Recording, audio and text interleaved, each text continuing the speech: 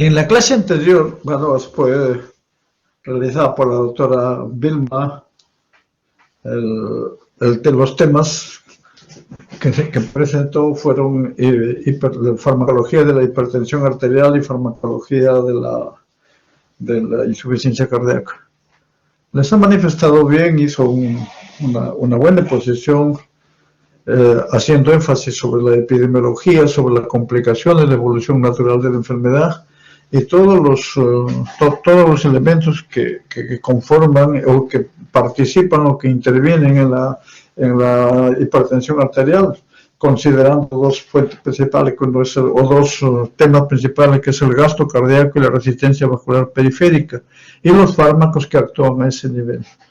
Entonces ella ha hecho toda una descripción y toda una descripción sobre los medicamentos que se usan en hipertensión arterial y orientados al taller que lo están realizando esta semana también.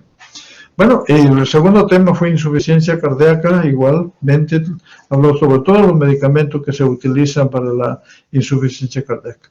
Ahora vamos a ver ya lo que es siempre en la unidad de es cardiología, respiratorio, cardiología y aparato respiratorio, sistema cardiovascular. Empezamos con lo que es la farmacología de las dislipidemias. Sin embargo, antes de la farmacología de las dislipidemias, hay que ver la aterosclerosis, que es un tema muy, muy, muy importante y es base. Digamos, las dislipidemias tienen que ver mucho con la aterosclerosis. Y la aterosclerosis, digamos, es fundamental con impacto clínico en las enfermedades cardiovasculares, especialmente a nivel cardíaco, a nivel cerebral, a todo nivel. Ahora veremos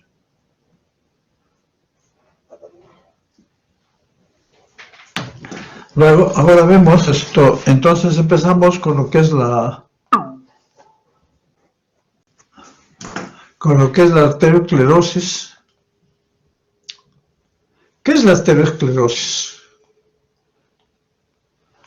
Es un proceso patológico que causa enfermedad de las arterias, especialmente coronarias, que tienen que ver con la irrigación cardíaca y lógicamente con todos los problemas que se desprenden de ello, cerebrales, que pueden ocasionar isquemias o pueden ocasionar hemorragias cerebrales. En la aorta, que puede ocasionar aneurismas de aorta, a veces se perforan. He tenido la oportunidad de ver pacientes con aneurismas de aorta abdominal y aneurismas de aorta torácica. Y en arterias periféricas y de mediano y gran calibre, generalmente en extremidades. Entonces, eso es todo producto de lo que es la arteriosclerosis. La arteriosclerosis puede empezar en la niñez, o sea, todo es por acumulación de grasas y avanzan con la edad. ¿Cuál es la histología en términos generales de esto? Empieza con lo que es las lesiones, las estrías lípidas. A veces cuando hay en la ecografía, en las ecografías con equipos bastante sofisticados, o en las tomografías, dicen, ¿no?, en la arteria hay estrías, probablemente estrías lípidas. Entonces, es un inicio del ateroma. Luego viene el engrosamiento por acumulación de macrófagos cargados de lípidos. Esa es la segunda, el otro componente. Y también tiene un casquete fibroso y componente vasovasorum, o sea, irrigación. Se originan de la capa adventicia y lógicamente desarrollan y expanden, las placas adquieren su propia vascularización. O sea, hay las estrías, engrosamiento con acumulación y casquete fibroso. La placa fibrosa que envuelve la estría generalmente se acumula tejido conectivo con incremento de células musculares, llena con lípidos y a menudo con un pol de lípidos extracelular, o sea, lípidos, acumulación de tejido conectivo con lípidos. Las lesiones avanzadas ya contienen un centro lipídico necrótico y eventualmente a veces calcificado. Las formaciones heteromatosas se asocian con remodelación positiva y otra con remodelación negativa. ¿Qué significa esto? Vamos a verlo acá de una vez aquí en las láminas. Esta es la remodelación positiva. Las membranas elásticas acá, en remodelación positiva, se estiran y se expanden de tal manera que no obstruyen, o sea, mucho el lumen. Pero estas membranas son acá más chicas, menos elásticas, y estas acá prácticamente es la remodelación negativa, casi hay obstrucción. Entonces, las placas heteromatosas pueden tener extensión, o sea, remodelación positiva o remodelación negativa, dependiendo del calibre de los vasos. Pueden haber hemorragias intraplaca también. Y en esta lámina podemos observar lo que es una placa, una estría grasa con engrosamiento de la íntima. El núcleo lipídico con macrófagos llenos de lípidos, todo. Entonces, ¿qué factores causan la aterosclerosis? Factores causales, y qué factores o qué intervenciones pueden mejorar. El problema se inicia con lo que se llama la disfunción endotelial. O sea, el endotelio ya no funciona bien, una disfunción endotelial, que es el inicio de todo esto. ¿Y cuáles son los factores asociados con disfunción endotelial? A medida que incrementa la edad, aumenta la disfunción. El sexo masculino tiene predisposición por la disfunción más que el sexo femenino. En realidad, la relación es bastante amplia, o sea, no hay ustedes ven los problemas cardiovasculares en damas, o sea, de tipo angina, esos son mucho menos en varones, se presenta generalmente más en varones. Otro es historia familiar de enfermedades cardiovasculares. Entonces es importante, después el tabaquismo es un factor importantísimo, no solamente para enfermedad cardiovascular, sino para cáncer de pulmón, para enfermedad pulmonar obstructiva crónica, para cáncer de otros lugares. Entonces, incremento y lo otro, o sea, tenemos estos factores con relación con la edad, el sexo, antecedentes, tabaquismo y dislipidemias, especialmente con incremento del colesterol sérico y baja del colesterol, del HDL colesterol. Vamos a verlo. El HDL colesterol es un colesterol que es protector. En cambio, el LE colesterol es dañino, lógicamente, es el que ocasiona el problema. Entonces, esto es importante mantener. Por otro lado, desde ahora vemos bajar el colesterol, el LDL, y subir el HDL. Luego, otro de los factores que pueden producir, o sea, que condicionan difusión endotelial es la hipertensión, incremento de la homocisteína sérica,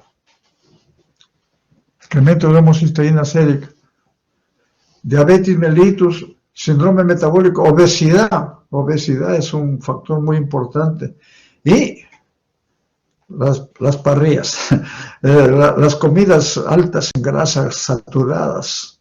Esto es en realidad uno de los causantes. Es importantísimo tener en cuenta esto.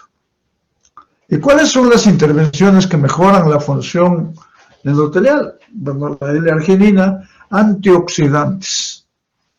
Pero en antioxidantes, que sean antioxidantes, es necesario que ustedes ya revisen por su cuenta cuáles son los verdaderos antioxidantes. Porque en el mercado hay cualquier cantidad disculpe la frase, pero dicen que es antioxidante. y las dosis y todo, entonces es importante. Como antioxidantes, importantísimo como antioxidantes en las dietas. Hay muchas dietas naturales, no necesariamente procesadas, que tienen antioxidantes. Una alimentación bien balanceada tiene buena cantidad de antioxidantes.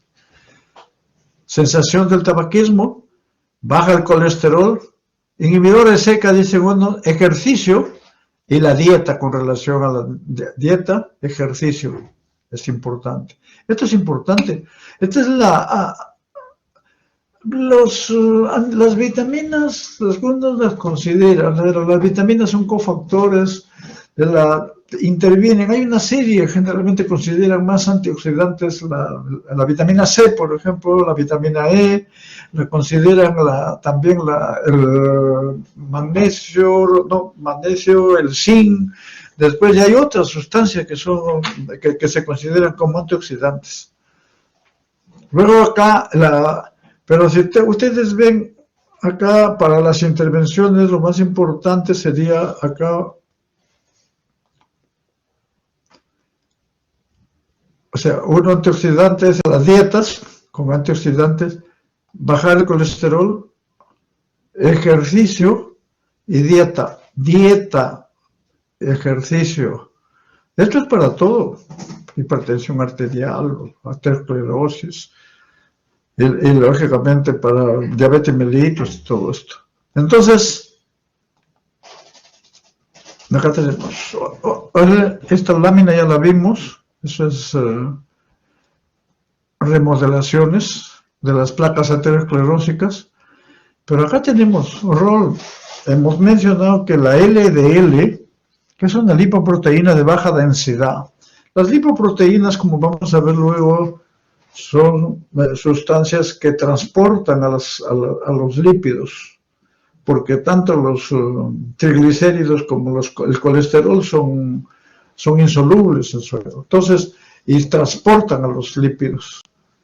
Entonces, al transportarlo llevan a lugares donde van a ser útiles y eso vamos a ver luego. Pero ¿cuál es el rol de la LDL? Por eso la LDL, algunos lo consideran, dice, debajo de 150, otros debajo de 100, algunos cada vez lo bajan más. No sé, habrán estudios, valdría la pena profundizarse en estos, pero hay algunos ya términos, cifras de referencia.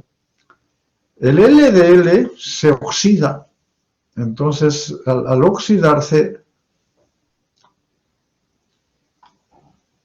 se oxida, forma las estrellas grasas, colabora con la difusión endotelial, hay inflamación, placa no calcificada, rotura de placa, trombosis.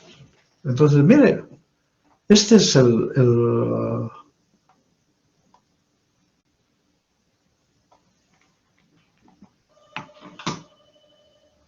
esto es lo que hace el LDL. El LDL se oxida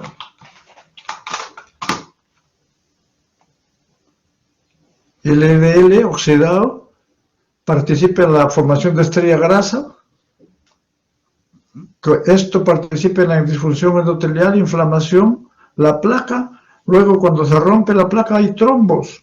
Y lógicamente hay síndrome coronario agudo cuando se rompe la placa, que no es una angina. Ya no, o en todo caso sería una angina inestable, pero esto puede ser infarto. Entonces, esta es lo que hace la importancia del LDL. Entonces, la patogénesis, ya hemos visto algo de la aterosclerosis, hay muchos factores contributorios para la aterosclerosis. Disfunción endotelial, lógicamente. Dislipidemia es otro de los factores que es importante. Dislipidemia. Factores inflamatorios, inmunológicos, rotura de placa y tabaquismo, estos son. O sea, esto es importante porque hay que prevenir, como siempre hablamos, es una terapia integral. No queremos que ustedes cuando vean un paciente con aterosclerosis o que vean un paciente con problema cardiovascular digan, allá baja, dale su isosorbide. O después tiene colesterol alto, bájale colesterol con atorvastatina. No, señor. Puede que usen el medicamento, puede que no, puede que sí, pero tiene que hacer un estudio, una evaluación completa del paciente con factores de riesgo que hemos mencionado y cuáles son las intervenciones que pueden mejorar y cuáles son sus objetivos para ese paciente. Eso es lo que nosotros queremos, que lleven un instrumento terapéutico, no que lleven solo conocimiento, sino un instrumento terapéutico. Bueno, entonces en la patogénesis tenemos la disfunción endotelial y tenemos la inflamación. Y lógicamente los causantes, todo esto es las dislipidemias. La disfunción endotelial, lógicamente, es la disfunción vasodilatadora, o sea, hay una dilatación, vasodilatación del endotelio. Es un paso inicial causada principalmente por pérdida del endotelio. Se pierde el endotelio, entonces derivado del óxido nítrico. El óxido nítrico causa a veces tiene muchos efectos. La disfunción endotelial es asociada con muchos factores de riesgo, lógicamente. Dislipidemia, hipercolesterolemia, diabetes mellitus, hipertensión, tabaquismo, que ya mencionamos. En particular, es inducida por la LDL oxidada, ya hemos mencionado eso, y puede ser considerado como vía final común. Pero puede ser mejorada corrigiendo la hiperlipidemia, o sea, corregir la hiperlipidemia con dieta o con terapia con estatinas, puede ser, y que incrementa la biodisponibilidad del óxido nítrico o con IECA o con altas dosis de antioxidantes. La inflamación, generalmente los macrófagos que han tomado el LDL oxidado liberan una serie de sustancias inflamatorias. O sea, hay macrófagos que toman el LDL oxidado y liberan diferentes sustancias inflamatorias, citoquinas, factores de crecimiento, moléculas de adhesión intracelular, factores estimulantes de colonias, etcétera, etcétera. Existen marcadores de incremento o disminución de la inflamación sistémica asociada al riesgo de arteriosclerosis. Hay marcadores para esto, para ver, ¿tiene problemas inflamatorios o no? ¿Está aumentando o disminuyendo? Luego acá tenemos una representación de lo que hemos hablado en la lámina anterior. Hemos dicho que la LDL se oxida, pero que toma todas estas sustancias, estos elementos, formas, y lógicamente para participar acá en la LE, de todos estos elementos, prácticamente elaboran una serie de sustancias químicas, se forma el LDL oxidado, lógicamente se acumula colesterol en los macrófagos, las células grasas, y hay daño endotelial. Este es el proceso que ya lo hemos mencionado. En esta lámina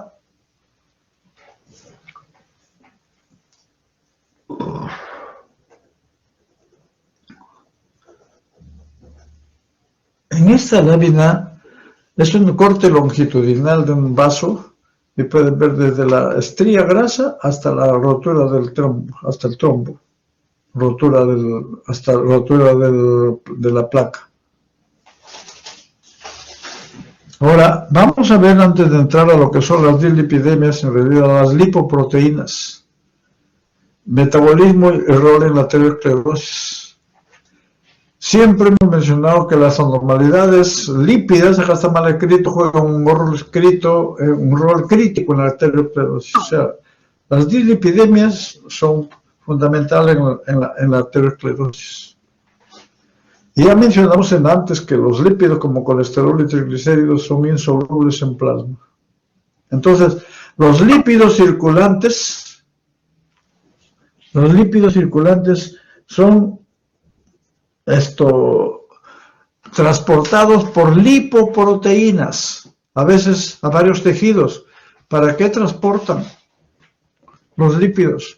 son transportados por lipoproteína para utilización de energía, para depósitos de lípidos, producción de hormonas esteroideas y formación de ácidos biliares. Entonces, las lipoproteínas, ¿cuáles son sus componentes? O sea, estos son los que transportan los lípidos. ¿Y cuáles son los componentes? Colesterol esterificado y no esterificado. Pero además de eso tiene triglicéridos, fosfolípidos y proteínas. El componente proteico de las lipoproteínas se le denomina apolipoproteínas, y esto es fundamental. Esto es fundamental. ¿Para qué sirven las apolipoproteínas? Son como cofactores para enzimas o ligandos para receptores.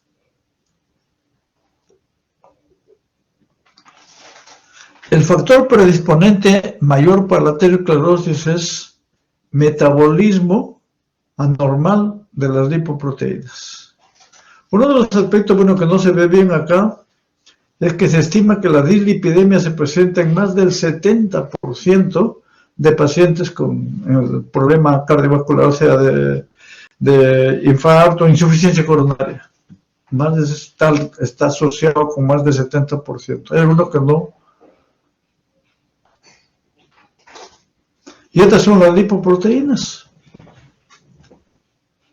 Son las que transportan, y acá vemos lo que transportan. Las concentraciones elevadas de apolipoproteína, que es el componente proteico, que contiene, acá podemos ver, la apolipoproteína B10, que es B100, que esto es importante en la patogénesis de muchas enfermedades, de muchos dislipidemias. Contiene lipoproteínas de baja densidad y lipoproteínas de muy baja densidad. O sea, y estas tienen que ver mucho con los problemas dislipidémicos. O sea, pero también además tienen apolipoproteína C, apolipoproteína E. ¿Pero qué transporta? Los triglicéridos, transporta el colesterol, los fosfolípidos y el colesterol libre. Porque hay colesterol libre y hay colesterol esterificado. Entonces, ahora tenemos ya las lipoproteínas. Tenemos los kilimicrones, transportan lípidos dietarios. ¿Y con qué apolipoproteínas? Acá no está la B100, no está la B, ninguno. Las VLDL y las IDL y las BDL, que lo vamos a ver en la otra lámina, o sea, las VLDL transportan triglicéridos endógenos y en poca cantidad de colesterol, pero se asocian con apolipoproteína B100. Las IDL transportan colesterol y triglicéridos, los dos. Estos transportan solamente triglicéridos y en menor grado colesterol. Este es colesterol y triglicéridos. Apolipoproteína B7 también, pero con otras auxiliares. En el segundo, acá podemos ver la LDL transporta colesterol, apolipoproteína, las anteriores, la VLDL, la LDL y la LDL transportan ésteres de colesterol, pero todas asociadas con apolipoproteínas B100. La HDL no está asociada con B100, sino con otras apolipoproteínas. ¿Y qué transporta el HDL? Ésteres del colesterol. Y luego vamos a ver las diferencias funcionales entre HDL y LDL, que eso es fundamental. Generalmente tenemos las lipoproteínas. Uno de los lípidos que incrementa a veces es los triglicéridos. Los triglicéridos, entonces, dan como consecuencia la hipertrigliceridemia. Algunos lo consideran por encima de 150 y otros lo consideran por encima de 200. Pero generalmente la hipertrigliceridemia tiende a ser asociada con niveles bajos de lipoproteína de alta densidad. O sea, con un HDL bajo. O sea, le encuentran un paciente con 300 de triglicéridos, pero un HDL de menos de 40. Entonces, como resultado, aparente incremento de enfermedad coronaria, pero que puede ser debido a la reducción de HDL más que elevación de triglicéridos. Los triglicéridos tienen que ver mucho, la elevación de triglicéridos tiene que ver mucho con carbohidratos, con dulces, carbohidratos. Las dietas ricas en carbohidratos incrementan los triglicéridos. Así que esa, aparte de la grasa, etc. Entonces, acá tenemos en esta lámina el HDL, ya hemos mencionado que son lipoproteínas de alta densidad, en contraste a lo que es el LDL y el VLDL, que estas aportan triglicéridos, pero más te aportan colesterol, ésteres de colesterol. El HDL tiene propiedades, en contraste con estos dos, tiene propiedades antiaterogénicas, o sea, protege contra la trombosis, mantenimiento de la función endotelial, mejora la función endotelial y mantenimiento de la viscosidad sanguínea. Entonces, esto es importante. El flujo del colesterol con macrófagos, o sea, saca el colesterol de la circulación y de los tejidos. Es antioxidante y protege contra la trombosis, mantiene la función endotelial y mantiene baja la viscosidad sanguínea. Hay una lipoproteína A, es la forma especializada del LDL. Es un factor de riesgo para el desarrollo de eventos de aterosclerosis con fuerte evidencia de causalidad. Acá tenemos el metabolismo de los lípidos. Hay un metabolismo exógeno y hay un metabolismo endógeno. Este es el metabolismo exógeno de los lípidos. Entonces los lípidos generalmente cuando se absorben, se absorben los ácidos grasos libres, que se combinan con glicerol y forman triglicéridos. Y en menor grado absorben, digamos, el colesterol que es esterificado a formas de ésteres. Entonces, los triglicéridos formados con la absorción del ácido grasos y los ésteres esterificados son transportados por kilimicrones. En estos kilimicrones, como ven acá, aportan por la APO B48. Importan triglicéridos, especialmente la ApoC2.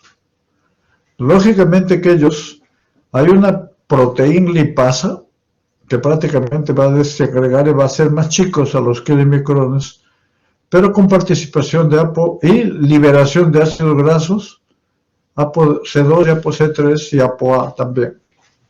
Este es el metabolismo exógeno de los lípidos dietarios, de los que estamos hablando, o sea, de los que insumen la dieta. Pero una vez que ya llegan al hígado, acá, los kilimicrones, remanentes de esta parte de este proceso, van a pasar al hígado. Entonces, en el hígado, prácticamente lo que se va a formar ya es, en primer lugar, el VLDL naciente, donde las apolipoproteínas que predominan son la B100 y la ApoE. Luego, con los remanentes o con los residuos de HDL, prácticamente se va a formar el VLDL maduro. Y lógicamente acá otra vez, con la lipoproteína lipasa, se liberan fosfolípidos, ácidos grasos, y los VLDL remanentes que liberan LDL y que van al hígado el resto. Y este es el círculo. Entonces, esta es la vía endógena y la otra es la vía exógena. Ahora sí vamos a ver lo que son las dislipidemias. 2 minutos, por favor. Bueno, las dislipidemias se expresan como anormalidades en la concentración plasmática de lípidos y que lógicamente estas dislipidemias son factores de riesgo para muchas patologías. ¿Cuáles son los principales elementos, digamos? Niveles elevados de lipoproteínas de baja densidad, LDL, que transportan colesterol, y reducido HLDL, colesterol, están relacionados con cardiopatía coronaria. ¿Y esto cuál es la implicancia? Para mejorar, o para tengo que ver como factores de bajar factores de riesgo, bajar LDL y subir HDL. Otros factores de riesgo para cardiopatía coronaria son el tabaquismo, hipertensión, obesidad, diabetes, hiperlipidemia pueden aparecer. Y también algunos aparecen por efecto genético en el metabolismo de las lipoproteínas. Eso también está descrito. Pero acá hay algo importante, muy importante en todo esto, aparte de lo que está moviendo. No se ve. Estilo de vida. Y estilo de vida, lógicamente, con vida sedentaria y exceso de grasos saturados en la dieta. Entonces, esto es importante como factores de riesgo para cardiopatía coronaria. O sea, significa que el que no hace ejercicio o hace... Lo que pasa es que una cosa es ejercicio constante, al aire libre, todos los días, unos 30, 40 minutos, a veces dicen 1 hora, pero constante, o sea, forma... y otra cosa es un ejercicio de los sábados, o sea, de los partidos de fulbito, fines de semana con esfuerzos severos. Eso es diferente. Y a veces se quedan ahí, hacen un paro a veces. Y exceso, y lógicamente el verse de los partidos, exceso de grasas saturadas. Esto es importante. Entonces, uno esto tiene que limitar, aparte del tabaquismo, mejorar la hipertensión, obesidad también es otro factor importantísimo en eso. Diabetes mellitus hay que controlarlo. Ahora tenemos la concentración serológica de lipidemia. Hemos mencionado que hay concentraciones, colesterol elevado, triglicéridos elevados, disminución de HDL, VLDL incrementado, HLDL incrementado. ¿Y a qué se deben estos? Se puede deber receptores LDL defectuosos, déficit de lipoproteína lipasa, aclaramiento deficiente de las partículas residuales. O sea, las que van al hígado, o sea, no se aclara totalmente, no llegan totalmente. De acuerdo a esto, tenemos la clasificación de Fredrickson sobre los lípidos, de las dislipidemias. Tenemos, en esta columna tenemos el tipo de dislipidemias, y en esta columna tenemos las lipoproteínas aumentadas, y en esto una cosa es lipoproteína que transportan y los lípidos aumentados. Cuando aumentan los kilimicrones, los líquidos aumentados son triglicéridos. En la categoría 2 aumenta LDL, los líquidos aumentados es el colesterol. Pero si aumenta LDL y VLDL, lo que aumenta es colesterol y triglicéridos. Y si aumenta VLDL y residuos de kilimicrones, triglicéridos y colesterol.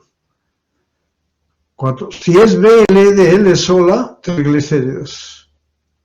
Y la quinta, kilimicrones y VLDL, triglicéridos más colesterol. Las dislipidemias pueden ser de tipo primaria, que es debida por problema genético, que no está asociado con otras enfermedades, pero es la menos frecuente. La más frecuente generalmente es vinculada a otras patologías, generalmente asociada con diabetes, hipertensión arterial, obesidad, hipotiroidismo, síndrome metabólico.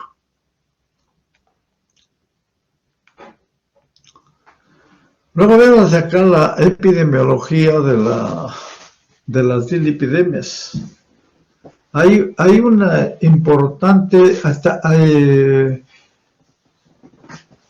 una importante vinculación de la enfermedad cardiovascular, que es una epidemia, la enfermedad cardiovascular a nivel mundial.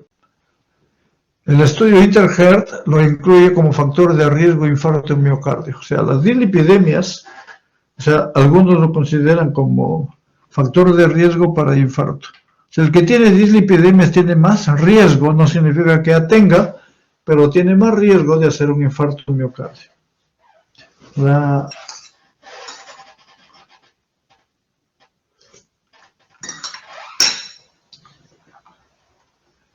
Como una investigación epidemiológica en el Perú hace muchos años, tanto en costa, sierra y selva, se ha encontrado frecuencia aumentada de epidemias, sobre todo en poblaciones de altura.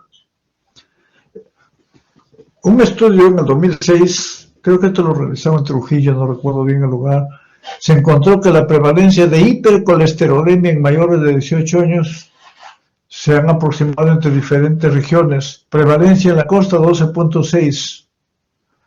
O sea, estamos hablando no solo de ancianos, sino de 18 años para arriba. Y en la sierra, o sea, más en la costa que en la sierra. Más comida grasa probablemente.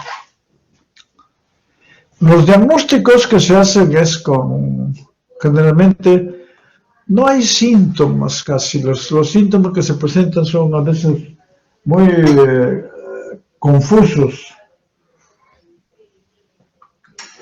A mí me dice, me está doliendo la cabeza, se me está elevando el colesterol, tengo mareo, no necesariamente. Los diagnósticos se hacen con estudios en sangre de los niveles de colesterol total, colesterol HDL y los triglicéridos.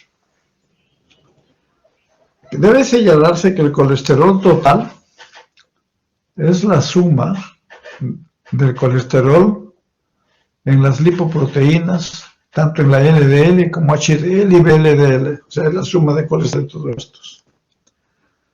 ¿Cuáles son los niveles de referencia? Estos han cambiado, siguen cambiando.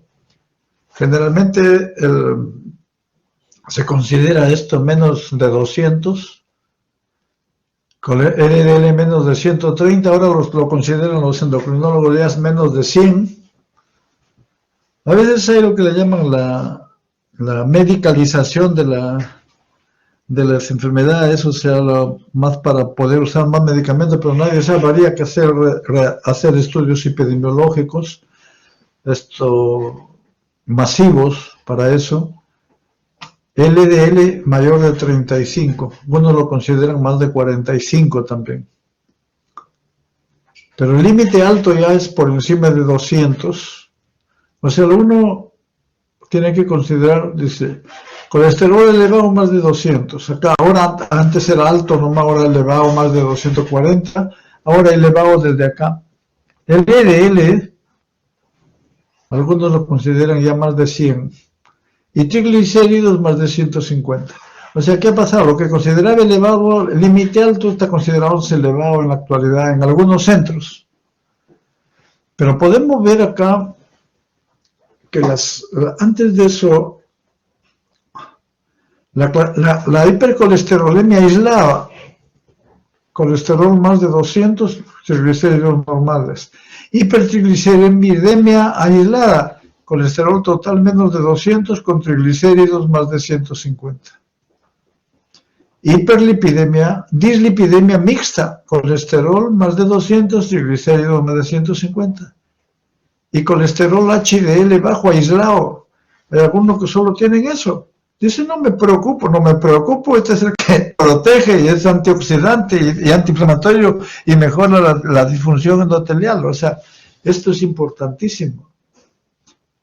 Y el otro aspecto es que Las hipertrigliceridemias con cifras elevadas incrementan el riesgo de pancreatitis. Yo recuerdo mucho de una paciente que le hacen una tomografía, le encuentran una masa en el páncreas, le diagnostican de una neoplasia de páncreas, es operado una vez, le hacen una biopsia, sale negativo, es operado segunda vez, o sea, esa biopsia sale pancreatitis crónica y no tenía cáncer. Entonces, pero revisando su historia, veo que tenía toda su evolución triglicéridos muy altos, por encima de 500, 600.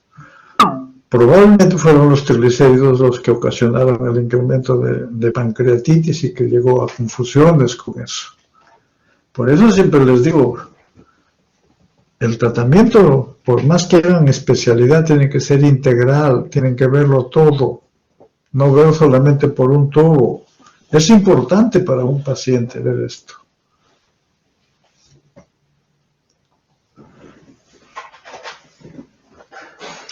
Las lipoproteínas en enfermedad coronaria, por ejemplo, las que predominan, como ven, casi todas, un HDL bajo, generalmente, hemos dicho, LDL alto, porcentaje menor normal, una hiper-ApoB alta también cuando les han hecho las apolipoproteínas, triglicéridos altos, pero menos que la... Y esto es importante, una lipoproteína A en exceso, que es igual que hace, y combinada entre todos. Todo lo que se ve. Entonces, el diagnóstico, lógicamente los síntomas, generalmente los síntomas pueden ser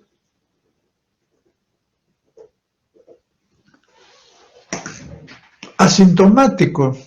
El diagnóstico se establece a través del examen. Ahí los signos clínicos son escasos. Lógicamente, en un paciente que tiene obesidad abdominal, o sea, la cinturita, que hemos dicho que eso lo vamos a ver cuando hablemos de diabetes, en pacientes que tienen en varones más de 95 y en damas más de 85, o sea, esto es riesgo de dislipidemia. Tiene dislipidemia, circunferencia abdominal, sí, así es, sí, disculpe, lo que para eso, o sea, medir la cintura, entonces la circunferencia abdominal, pero el término es obesidad, predominantemente abdominal. Hallazgos a nivel cutáneo, depósito de lípidos extrahepáticos, santomas ante el asma coronilla a la vez que se pueden ver en algunos casos que están avanzados.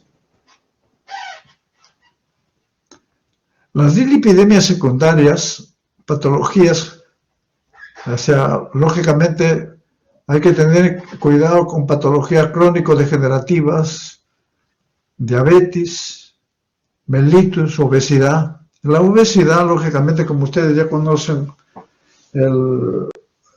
es importante tener en cuenta el índice de masa corporal, cuyos valores son normales hasta 25.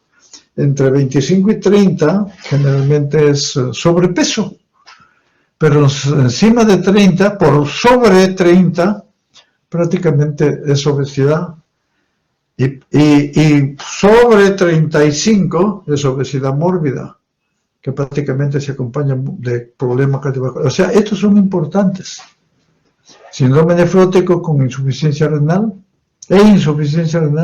hipertensión arterial, hipotiroidismo también se acompaña de dislipidemias, síndrome metabólico y medicamentos, algunos medicamentos que producen también. Y en este caso los medicamentos hiperlipémicos que afectan de manera adversa el perfil lipídico.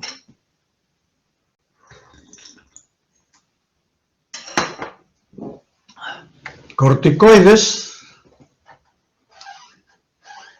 estrógenos, diuréticos tiacídicos, beta bloqueadores, testosterona, ácido retinoico, anticonceptivos, de preferencia con contenido de progestágenos, ciclosporina, que es un inmunosupresor, que se utiliza, por ejemplo, en trasplantes renales o en otros tipos de enfermedades, inhibidores de proteasa, que son fármacos que se utilizan, son antirretrovirales para el tratamiento de enfermedades de la inmunodeficiencia adquirida. Entre ellos, estos son los medicamentos, los inhibidores de proteasa. Y bueno, haciendo énfasis en esto, cuando empezamos a tratar en el hospital pacientes con HIV, empezamos a usar, lógicamente, inhibidores de proteasa. Y uno de los problemas que presentaban eran las dislipidemias, a veces con trastornos en piel, con trastornos, con serie digamos, de trastornos a nivel de piel u otros órganos. Empezamos, y esto era justamente uno de los problemas. Posteriormente creo que ya se han resuelto con la aparición de nuevos medicamentos. Pero estos inhibidores de proteasa producen, y hasta la fecha hay que controlar a esos pacientes, hay que controlar los perfiles lipídicos, hay que controlarlo constantemente. Ahora vamos ya a ver lo que es el tratamiento. El tratamiento farmacológico, tenemos acá hasta 7 grupos farmacológicos. De los grupos, el primero, el que más se utiliza, son los inhibidores de la 3-hidroxil 3-metilglutaril coenzima A reductasa, HMG coenzima A reductasa, son las famosas estatinas. En segundo lugar son los secuestradores de ácidos biliares, las resinas, secuestradoras de ácidos biliares. En tercer lugar son los fibratos, que son antagonistas del receptor alfa activado del proliferador de peroxisomas. Estos son antagonistas de los receptores alfa activados proliferador de peroxisomas, que son los fibratos. El ácido nicotínico, la niacina, es el 4 grupo. Quinto, inhibidores de la absorción intestinal de colesterol, ezetimiba. Sexto, ácidos grasos, que contienen ácido eicosapentaenoico, el EPA, o ácido docosahexaenoico, DHA. Entonces, esto es importante. Y lo último, inhibidores de la lipasa intestinal, el orlistat. Hay 7 grupos. Podemos ver, por ejemplo, tanto los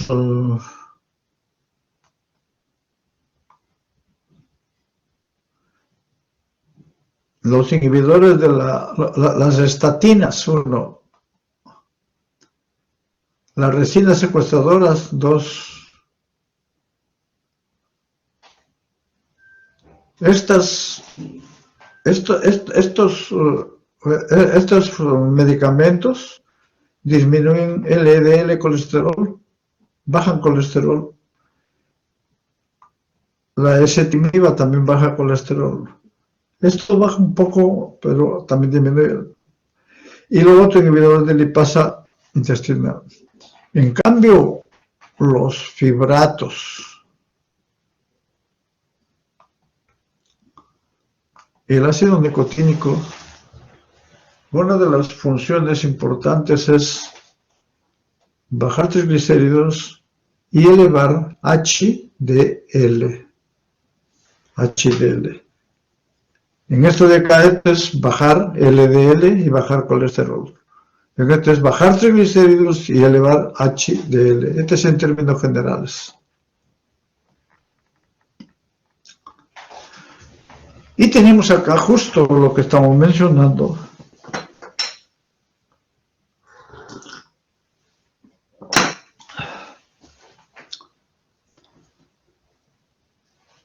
La colestiramina, que son resinas que impiden la absorción, colestiramina, colestipol, aumenta el catabolismo de LDL, disminuye la absorción de colesterol. ¿Qué efectos tienen en los lípidos? Disminuye el colesterol. ¿Y efectos en las lipoproteínas?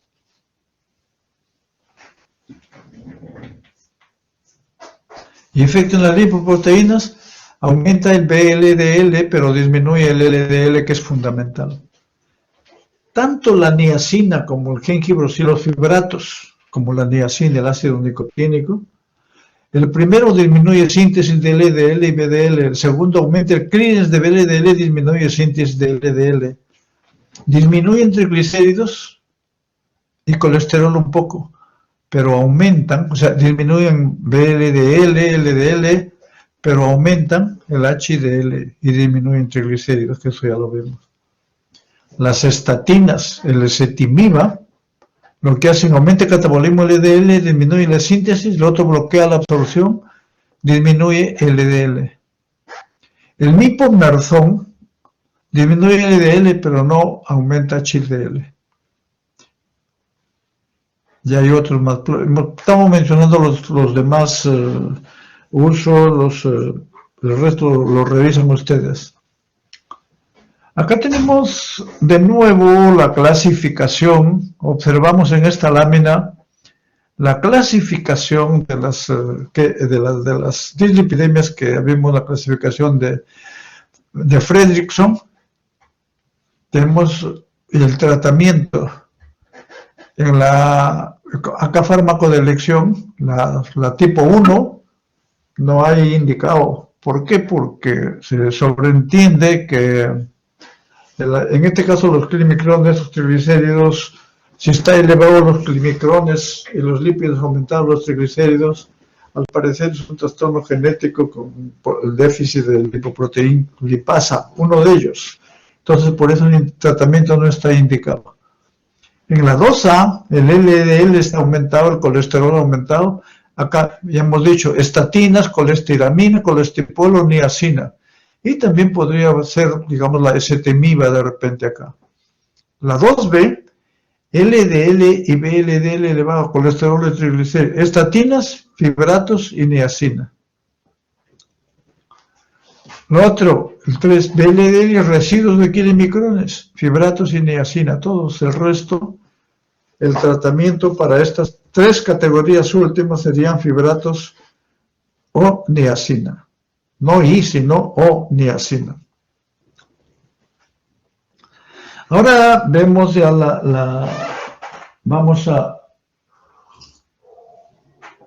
ver un poquito más en profundidad lo que es las dislipidemias y sobre todo los medicamentos. Vemos los inhibidores de la HMG-CoA reductasa, las estatinas. ¿Cuáles son las que existen en el medio?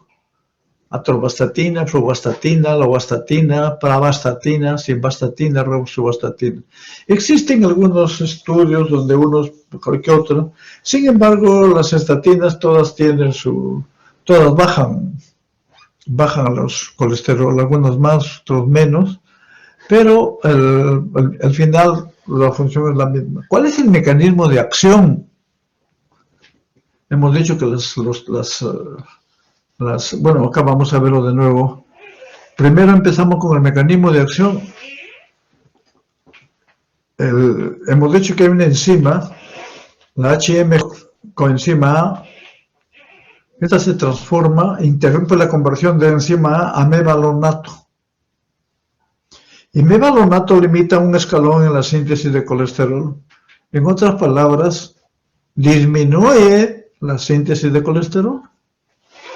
Entonces acá, disminuye síntesis de colesterol, reduce la síntesis de LDL, lógicamente, y refuerza el catabolismo de LDL. O sea, no solo sintetiza menos, sino también incrementa el metabolismo y no se disminuye el colesterol. Y se disminuye el colesterol. Disminuye niveles elevados de LDL y resultado de la reducción de colesterol plasmático. Esto es fundamental. ¿Cuáles son los beneficios terapéuticos como consecuencia de estos efectos? Estabilización de las placas ateromatosas y, lógicamente, prevención de su rotura. Al parecer, los pacientes que reciben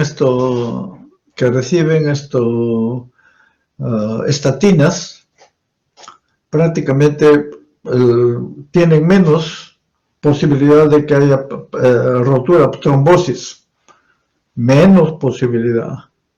Mejoran el endotelio coronario, inhibición de la formación de trombos y ejercen una acción antiinflamatoria. Aumenta la neovascularización del tejido isquémico. Y lógicamente reducen episodios cardiovasculares, prolonga la vida en pacientes con riesgo. Estas son las estatinas. Sin embargo, hay dos situaciones en las cuales se utilizan las estatinas, generalmente dicen para prevención primaria y prevención secundaria. Esto vamos a ver de qué se trata luego. Con relación al mecanismo de acción, podemos ver acá en esta lámina lo que ya hemos mencionado en las láminas anteriores. Las estatinas inhiben prácticamente la formación del ácido mevalónico y por lo tanto no se forma síntesis, no se sintetiza colesterol. El bajo nivel de colesterol intracelular estimula la síntesis de los receptores de LDL. Y vamos acá, más receptores de LDL, que promueve la captura de LDL a partir de la sangre. O sea, promueve la captura. Esto es lo que hacen las estatinas. Y también lo que hacen es disminuir el VLDL, evita que salga el VLDL. Cuando el bajo nivel de colesterol intracelular disminuye la secreción de VLDL. O sea, evitar que se elimine, o sea, evita la secreción, la salida.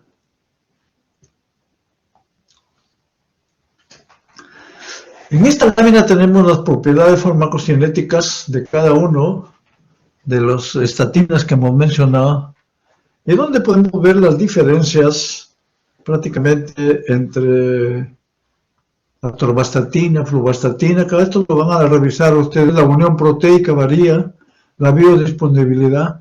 Sin embargo, hay algunas cosas que podemos enfatizar acá, que no todas las estatinas tienen el mismo metabolito. Por ejemplo, la atorvastatina 1, la atorvastatina 2, la lovastatina 2, la simvastatina 3,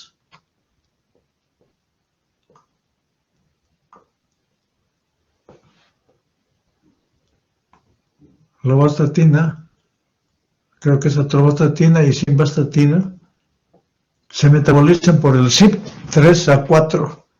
¿Qué significa? Si yo le doy un inhibidor de CYP3A4 va a incrementar las concentraciones, y si le doy un inductor disminuye las concentraciones. Pero las otras, que son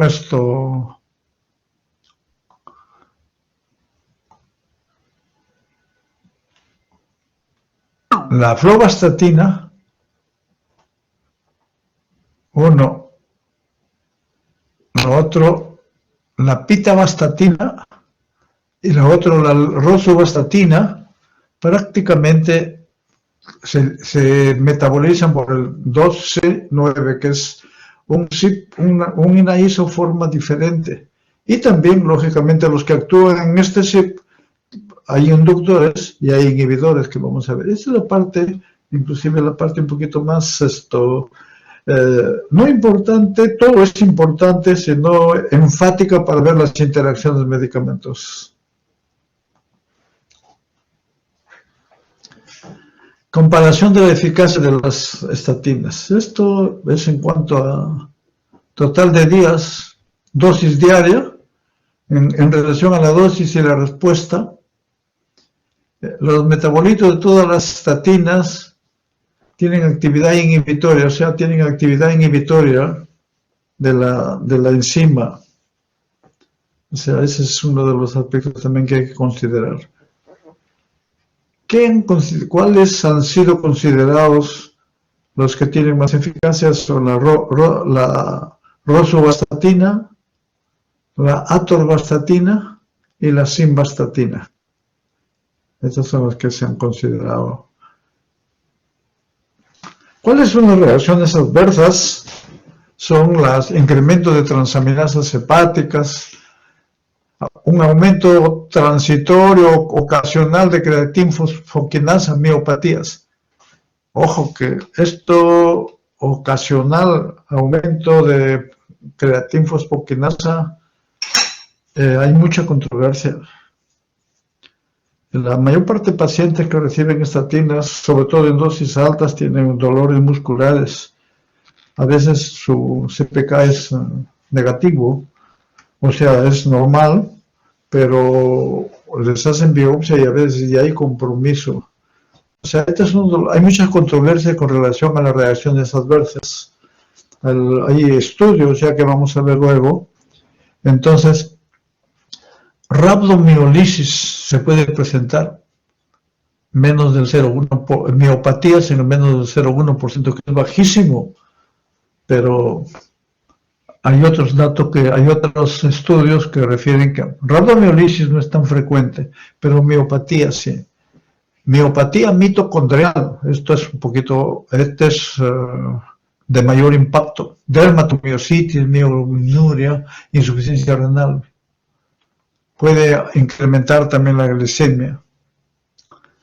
Acá tenemos, en esta lámina queremos presentar algo importante. Hemos sacado una revisión, pero no es para tomando decisiones, sino para que ustedes tengan conocimiento de este artículo y que ustedes puedan profundizar posteriormente más sus estudios con relación a esto, a este tema que son las estatinas. Acá el estudio fue realizado con una revisión sistemática de los predictores de adherencia a estatinas, para la prevención de enfermedad cardiovascular, prevención primaria. ¿Qué significa prevención primaria? Los que no tenían enfermedad cardiovascular, sino por algunos factores de riesgo, les administraban. Entonces, pero vieron que muchos pacientes no terminaban consumiendo, no cumplían con su tratamiento. Entonces, el estudio lo realiza en ese contexto. Entonces, con esto lo que le llaman ellos adherencia a las estatinas. Y consideraron dos categorías para esto. La categoría es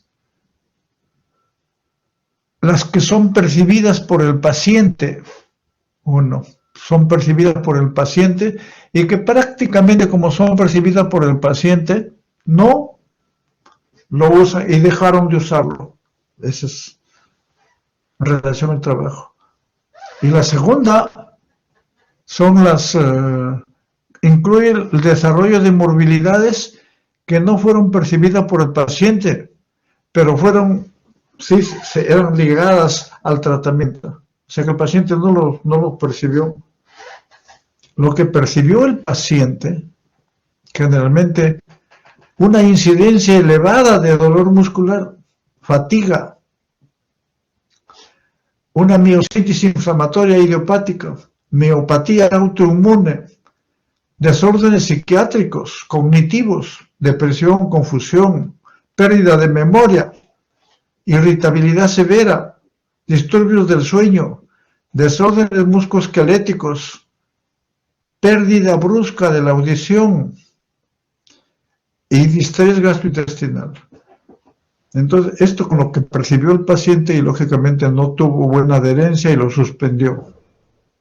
En el segundo tema, en la segunda categoría, mujer, especialmente incremento de neoplasias, que eso hay que verlo con pinzas, pero hay que de todas maneras hacer disfunción hepática, cataratas, esclerosis lateral amiotrófica, enfermedad de Parkinson, ataxia, síndrome lupus-like, herpes, cistitis y otras más, polimialgia reumática. Entonces es importante ver. ¿Para qué nos sirve esto? No es nada definitivo, pero nos sirve para este artículo, para observar, para ver si empiezan a aparecer estos Hay que ver si es que hay una relación con las estatinas. Y acá tenemos la bibliografía. En esta lámina podemos observar la bibliografía de los artículos que hemos pasado, que acabamos de pasar. Las interacciones de las estatinas, generalmente las resinas, o sea, las resinas no le puede dar juntamente resinas con estatina porque disminuyen la absorción. Aumentan el riesgo de miopatía en pacientes con insuficiencia renal o en pacientes con uso de inmunosupresores o con itraconazol, eritromicina, que son inhibidores enzimáticos, que hemos dicho de algunas estatinas sobre todo. Aumentan los niveles de warfarina. Hay fármacos que dependen de fármacos, las estatinas que dependen del CYP3A4, atorvastatina, lovastatina, simvastatina, se acumulan en plasma, se acumulan cuando se da con inhibidores enzimáticos y otros medicamentos. Y los que son inhibidores de CYP2C9, rosuvastatina y rosuvastatina, con otros CYP, ketoconazol, que son inhibidores inhibidores microsomales, los metronidazol, amiodarona, etcétera, etcétera. El uso clínico de la prevención secundaria de infarto de miocardio y accidentes cerebrovasculares. El paciente que ya tuvo un infarto o paciente que tuvo un accidente cerebrovascular definitivamente tiene que dar terapia con estatinas, esa es la de cajón. Donde viene el problema que estamos mencionando justo, prevención primaria de arteriopatía, o sea, hay controversias. Algunos dicen que hay que medir los resultados, las reacciones adversas con los resultados. No hay mucho resultado, aparentemente los que están no en contra, sino en controversia con el uso en prevención primaria, mencionan, hay estudios que valdría la pena que ustedes lo revisen también, para ver que si logran disminuir y en qué porcentaje, si hay estudios relacionados. Generalmente en dislipidemias resistentes a la terapia se combina estatina con ezetimiba, que disminuye la absorción de colesterol. Está contraindicado en gestación y en mujeres que están dando de lactar. Luego tienen los fibratos, que hemos dicho, los fibratos aumentan la actividad de la lipoproteína lipasa, reducen la producción de lipoproteínas de baja densidad y incrementan y estimulan la eliminación de la LDA por el hígado. ¿Qué efectos tienen? Los fibratos disminuyen los triglicéridos,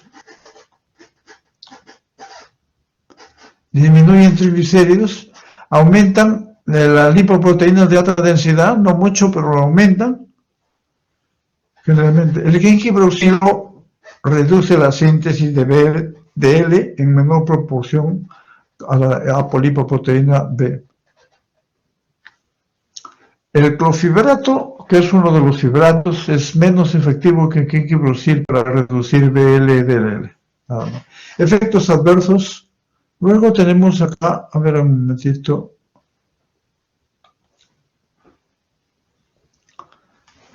Interacciones pueden potenciar el efecto de los anticoagulantes. Luego tenemos acá esta es una representación esquemática de lo que hemos visto en la lámina anterior, donde tenemos los fibratos que actúan en estos receptores, aumentan los ácidos grasos libres, disminuyen la síntesis de triglicéridos, disminuye los triglicéridos plasmáticos y aumenta el HDL. Los parámetros farmacocinéticos estos, de todos los ácidos fíbricos, tenemos acá clofibrato, fenofibrato, mesofibrato, gengibrosil.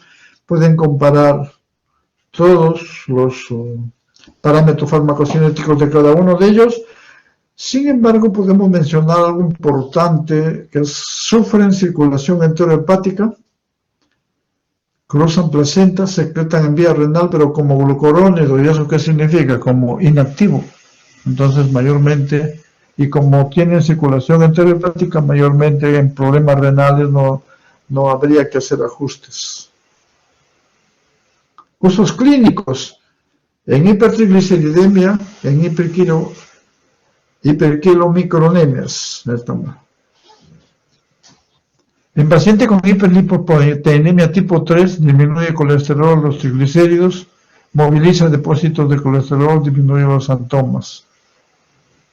Otros hipolipemiantes, tenemos la ezetimiba,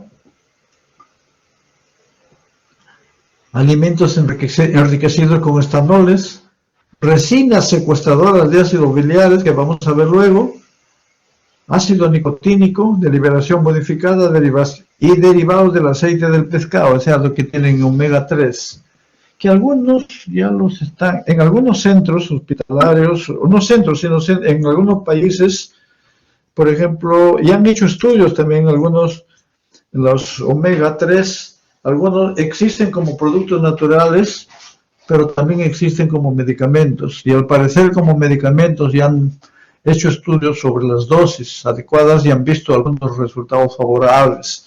Entonces, es diferente usar el omega 3, bueno, como prevención, como dietético pueden usarlo, que vienen los pescados, pero lo otro es usarlo ya como tratamiento, habría que ver el medicamento en sí. Bueno, hablando del ezetimiba, bloquea el transportador en el borde cepillo del intestino, entonces regula la absorción de colesterol, acata sus parámetros farmacocinéticos, efectos adversos. Las resinas fijadoras de ácidos biliares, prácticamente, este es un paciente hiperlipidémico, pero que no ha sido tratado. La mayor parte de los ácidos grasos y sales biliares que se secretan en el intestino se reabsorben, pasan al hígado, luego son ácidos biliares y se reabsorben a la circulación. Pero cuando usted lo trata con resinas, prácticamente estos ácidos biliares no se reabsorben, sino se eliminan. Estas resinas actúan a ese nivel. Otros hipolipemiantes, ya que hemos visto justo las resinas, colestipol, colestiramina, colecebelam. Ya hemos dicho que se unen a ácidos biliares en el intestino con interrupción de la circulación enterohepática, aumenta la excreción fecal de ácidos biliares y la excreción fecal de colesterol. Estas son las reacciones adversas. También las resinas secuestradoras de ácidos biliares se utilizan en pacientes que tienen obstrucción biliar y en pacientes que tienen, sobre todo, diarrea por ácidos biliares debido a neuropatía diabética. Esa es otra de las indicaciones. El ácido nicotínico, prácticamente acá en el tejido adiposo, los triglicéridos se convierten en ácidos grasos libres. Estos ácidos libres van a convertirse en VLDL, a formar a nivel hepático. Entonces, ¿qué hace el ácido nicotínico? Impide que esto se transforme en ácidos grasos. Vamos a ver acá, la niacina inhibe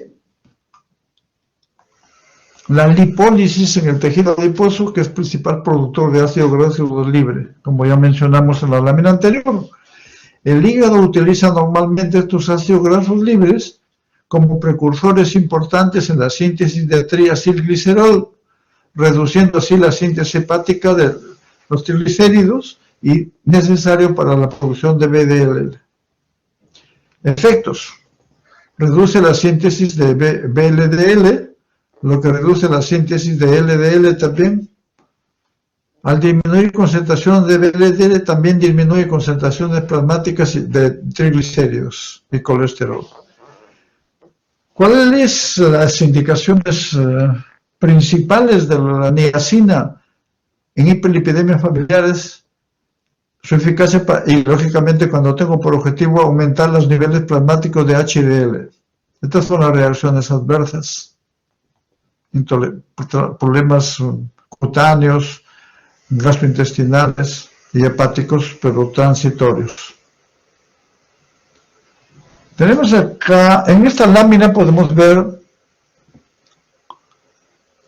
los de más uso. Inhibidores, o sea, las estatinas, bueno, los fibratos, el ácido nicotínico, secuestradores de ácidos biliares, inhibidores de la absorción de colesterol. ¿Cuáles son sus efectos?